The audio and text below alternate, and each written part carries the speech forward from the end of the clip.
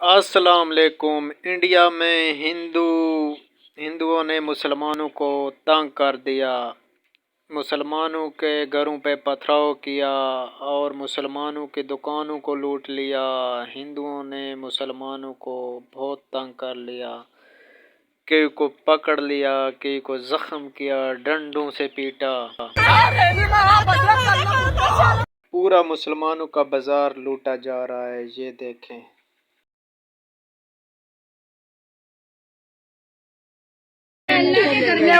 अंदर ले गए,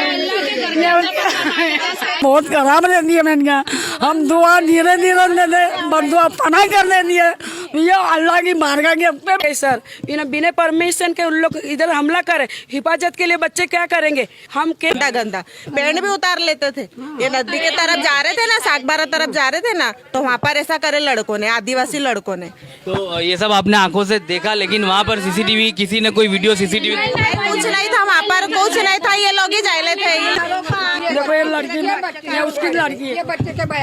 मेरे पापा को घर में से बाहर लेके गए और यहाँ हमारे को कह रहे थे कि मारेंगे नहीं, और यहाँ तक आके मार के लेके गए, बाल खींचते लेके गए। मेरे पापा आठ दिन से वैसा घर पे आके सोए और मेरे पापा को उठा के आके जो बाबा बेटे सब है, तो कोई हमारे लिए सुरक्षा के लिए ये काजी साहब के आंगने में बैठा, तो बोले सागबारे से पुलिस आ रही, सबर करो। हम 3 बजे तक के यहाँ बैठे, कोई पुलिस नहीं आके यहाँ बैठी। साहब हम मारूंगा बोले, अगर चलो जाओ ढूंढ करके लाओ, बोलते पुलिस वाले बोलते मारूंगा, बोले जल्दी लेकर।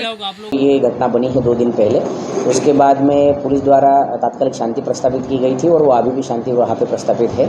हमने व्यापारी मंडल के साथ और शांति समिति की मीटिंग भी ली है और उनके साथ में मिलकर सभी जाति धर्म के लोगों के साथ मिलकर कॉन्फिडेंस बिल्डिंग मेजर के लिए भी हम काम कर रहे हैं।